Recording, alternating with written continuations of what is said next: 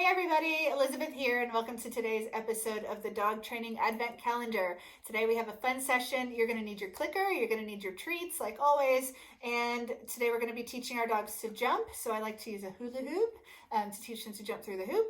If you don't have a hula hoop laying around, you can use anything else that your dog can jump over. So maybe a broomstick propped up between two stacks of books, maybe a rope tied between two different things so that your dog can jump over them, just anything that your dog can jump over. Alrighty, let's go ahead and get started.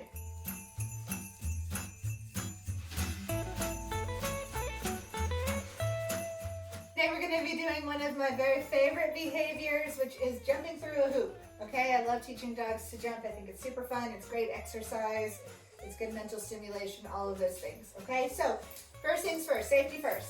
Right, Marty? Yeah. So we are working inside. We have a hardwood floor, which is slippery. I don't ever want dogs jumping onto or off of slippery floors. So we're going to work on this carpet here. That's where we're going to stay. So if you guys have hardwood tile floors, definitely practice on a rug, carpet, something like that instead, or outside in the grass. Same thing for concrete. I don't really like them jumping on concrete either. So if you're on concrete, like we are on a concrete slab here too, we're going to keep our jumps pretty low. Usually a good rule of thumb is about their elbow height. So their front elbows here, keep the jumps at about that high when you're on concrete, okay? Even lower if your dog has any kind of joint issues, arthritis, or if he's an older dog, maybe around 6, 7, 8 years old, you may want to keep him lower for that too, okay? Or a puppy. Puppies too, you want to keep jumps lower to not damage their joints, right? Right? I do recommend practicing outside in the grass. Then you don't have to worry about traction, and it's a little bit softer, so it's easier for them to jump and land. If you're practicing in the grass, you can have the jumps up to about, Marty, about the top of their back right here. So about that high, that's about as high as you would want to go. Yeah. So this is not a contest to see how high our dogs can jump. We want to keep them safe and healthy, so keep the jumps at about that high when you're on grass, and elbow height if you're on a concrete ground, okay? Or lower. Good. So, the hard part, I think, with jumping through a hoop is getting our mechanics right as a handler, okay? So, I have my clicker, and I have my treats, and I have my hoop, and I have two hands. So, it's a little tricky. So, I'm holding the clicker and the hoop in the same hand, okay? Treats in the other hand. Now, whichever hand my treats are in is the hand that the dog is going to be coming to. Marty, stop it. He loves this behavior. So if I have my treats in this hand, then I'm going to have to call him through the hoop this way, all right? If he's on that side of the hoop, then I'm going to switch hands so that he comes through that way, okay? Just switch treats, switch hands. Yeah, the clicker can go in whichever hand, I suppose. Whatever works, right? So now Marty's on this side of the hoop, so I'm going to have the treats in this hand. I'm going to keep the hoop pretty low at first, especially for brand new dogs. You want to keep it right on the ground so that it doesn't wiggle too much. Sometimes they get a little scared of the wiggling. And when they go through, you're just going to click and treat, okay? Pretty easy. Oh, you're back around on the other side.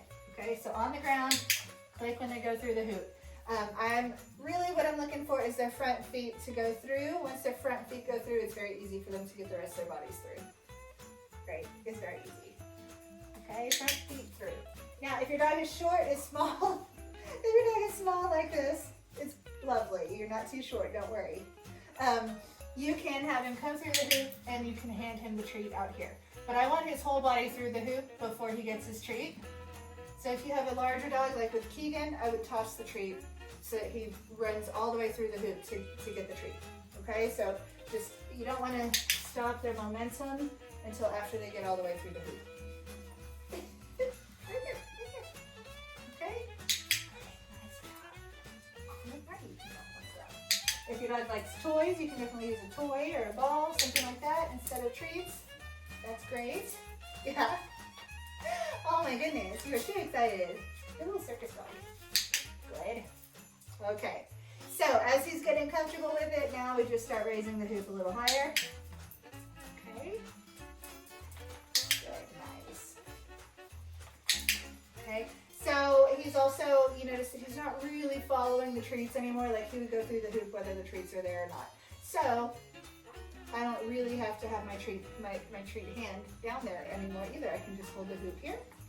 He goes through and then I throw the treat away. Okay?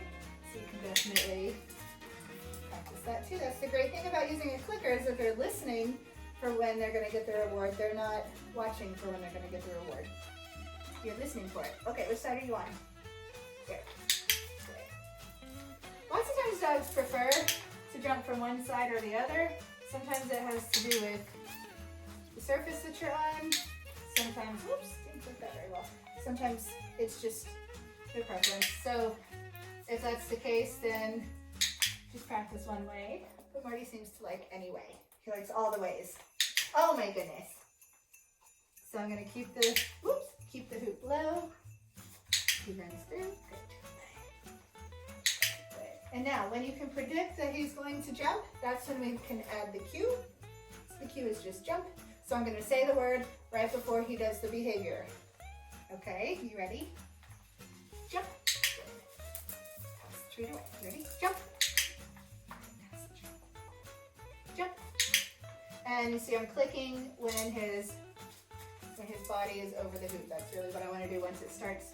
Once you start raising the hoop up and he has to actually jump. Jump. Good. I'm clicking when he's jumping. Jump. Jump. Good. Alright, and then we just raise it gradually higher and higher. Jump. Woo! If he gets tangled in the hoop like that, I thought you might. You just want to lower the hoop down to the ground. Whoops. So that he can get his feet out of it. And then maybe practice it low again for the next time or two, just to make sure that he's not scared, traumatized. And then start to raise it up. It's just him having to learn how to get his whole body through the hoop and how to pay attention to the height of the hoop. He's just got to figure that out himself. There's not a whole ton we can do about it. Jump. Nice.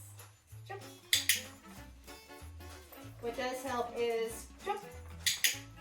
Tossing that treat out farther so we make sure that he doesn't get all scrunched up right here in this little spot. Ready? Jump. Good. All right.